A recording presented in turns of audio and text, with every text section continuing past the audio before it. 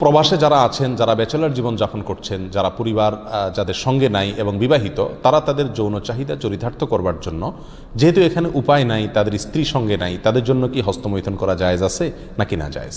কোরআনে কারিমে আল্লাহ সুবহানাহু ওয়া তাআলা বলেছেন, ওয়াল্লাযীনা হুম লিফুরুজিহিম হাফিজুন ইল্লা আলা আজওয়াজিহিম আও মা মালাকাত আইমানুহুম ফাইন্নাহুম গায়রু মালুমিন ওয়া ফামান ইবতাগা ওয়ারাআ যালিক ফাউলাইকা হুমুল আদুন। তিনটি আয়াত আল্লাহ তাআলা বলেছেন, কৃতদাসী এবং নিজের স্ত্রী, এই দুই শ্রেণী ছাড়া, এই দুটি ক্ষেত্র ছাড়া অন্য কোনো জায়গা যাদের লজ্জাস্থানকে তারা ব্যবহার করে না, সেই সমস্ত লোকেরা সফল মুমিন, তারা সার্থক মুমিন। ফামান ইবতাগা ওয়ারাআ যালিক, আল্লাহ বলেন এরপরে তৃতীয় আয়াতে, যারা এই দুটি ক্ষেত্র ছাড়া, স্ত্রী এবং কৃতদাসী, এই দুটি ক্ষেত্র ছাড়া অন্য যে কোনো ক্ষেত্রে তাদের যৌন চাহিদাকে চরিতার্থ করে মেটায়, আল্লাহ বলেন ফাউলাইকা হুমুল আদুন, তারা হলো সীমালঙ্ঘনকারী। তাহলে এই আয়াতের আলোকে পরিষ্কারভাবে একজন মুমিনের জন্য হস্তমৈথুন করার কোনো অধিকার, কোনো সুযোগ, কোনো অনুমতি ইসলামী শরীয়তে নাই। এটা হারাম এবং কবিরা গুনাহসমূহের মধ্যে থেকে একটি।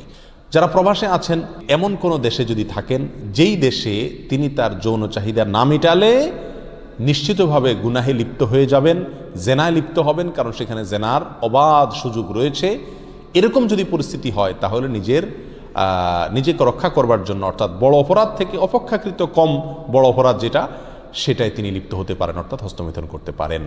এটা কোনো ওলামা ইকরামের মত। অবশ্য অন্য ওলামা ইকরাম বলেছেন সর্বাবস্থায় হস্তমৈথুন করা কি হারাম।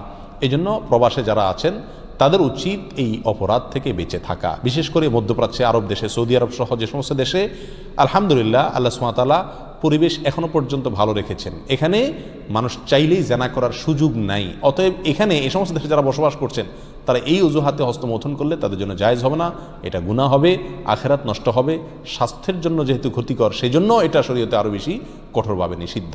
এর জন্য সবর করতে হবে।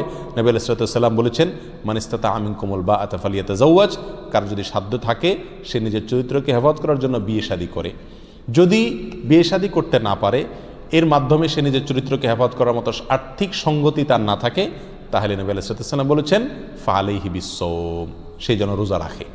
যদি রোজা রাখে তাহলে ইনশাআল্লাহ তার যৌন যে উত্তেজনা আছে সেটা প্রশমিত হবে। কিন্তু কোনো অবস্থাতেই হস্তমৈথুনের অনুমতি নাই। শুধুমাত্র কোনো ওলামা ইকরাম অনুমতি দিয়েছেন ওই ব্যক্তির জন্য যে ব্যক্তি এমন কোনো পরিবেশে আছে যে পরিবেশে এটা না করলে তার আর নিজের চরিত্রকে রক্ষা করাবার বা জেনা থেকে বাঁচবার কোনো সুযোগ নাই।